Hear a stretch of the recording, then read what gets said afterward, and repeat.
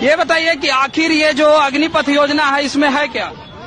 ये किसी भी तरह से कैंसिल हो जाना चाहिए। ये है क्या योजना? ये योजना के बारे में बताइए, इसके लेकर आप धरना पे बैठे हुए हैं। हमको इतना नहीं पता। सरकार वापस लेगी, जरूर लेगी। अगर सब कोई जरूर लेगी। कहाँ नहीं लेगी? नहीं लेगी तो हम लोग खुद आतंकवादी बनेंगे। तो क्या लगता है आपको, ऐसे लोग देश की सेना में भर्ती होने लायक हैं, या फिर कहीं ऐसा तो नहीं ये कुछ ऐसे भटके हुए युवा हैं? भटके हुए युवा क्यों कह रहा हूं ये भी बताऊंगा।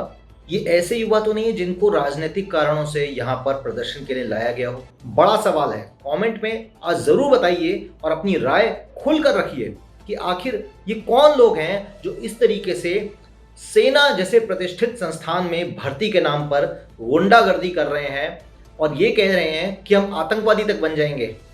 मतलब आप भारतीय सेना की जो गरिमा है उसे खराब करने का प्रयास कर रहे हैं। अब इस विषय में एक बड़ा खुलासा हुआ है। छात्रों को बरगलाओ, भड़काओ, उकसाओ और फिर आग लगवाओ, कोचिंग माफियाओं ने इसे अपना मॉडल बना लिया है।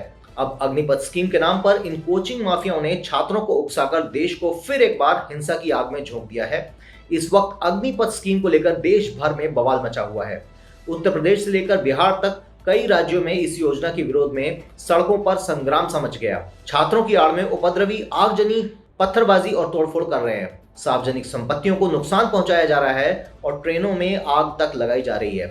परंतु अग्निपथ योजना मामले में जिस तरीके से अचानक तेजी से युवाओं में प्रतिरोध देखने को मिला, बड़े पैमाने पर युवा इकट्ठा होकर सड़कों पर उतरे और हिंसक विरोध प्रदर्शन भी शुरू कर दिए हैं, ये किसी बड़े षड्यंत्र का हिस्सा लगता है।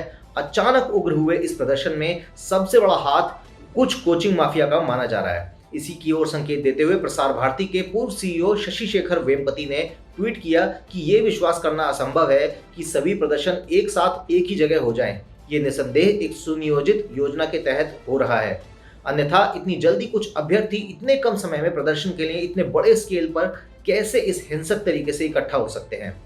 यहाँ साफ साफ पता चलता है कि मामला लाखों की कोचिंग फीस से संबंधित है।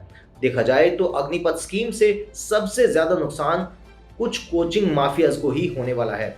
छात्रों से फीस के नाम पर ये कोचिंग माफिया मोटी कमाई करते हैं। अगर कम उम्र में ही युवा सेना में भर्ती होकर देश की सेवा करने लगेंगे तो इन तमाम कोचिंग माफियाओं का धंधा जो है वो चौपट हो जाएगा और इन कोचिंग माफियाओं की दुकान बंद हो जाएगी।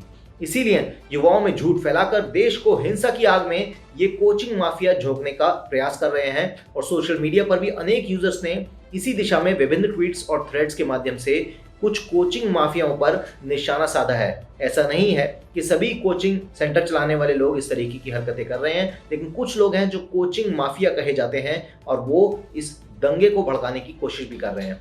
अब आप भी सोच रहे होंगे कि ये सब संभव कैसे है। यदि अग्निपथ योजना प्रारंभ होगी तो इससे देश के युवाओं को रोजगार के अनेक अवसर मिलेंगे, सरकारी एजेंसियों एवं सुरक्षा बलों में प्राथमिकता मिलेगी और कोचिंग माफिया को नीलबटे सन्नाटा। अब 4 से 6 वर्ष के जो युवा उच्च से उच्चतम कौशल सीखकर ऐसे कार्य करें जिससे वह न केवल अपना अपितु अपने आसपास के लोगों का भी भला करें, तो वह भला क्यों किसी कोचिंग माफिया के चंगुल में फंसेगा। यहाँ पर ध्यान देने वाली बात एक ये भी है कि अग्निपथ योजना को लेकर सबसे अधिक उबाल बिहार में ही देखने को मिल रहा है।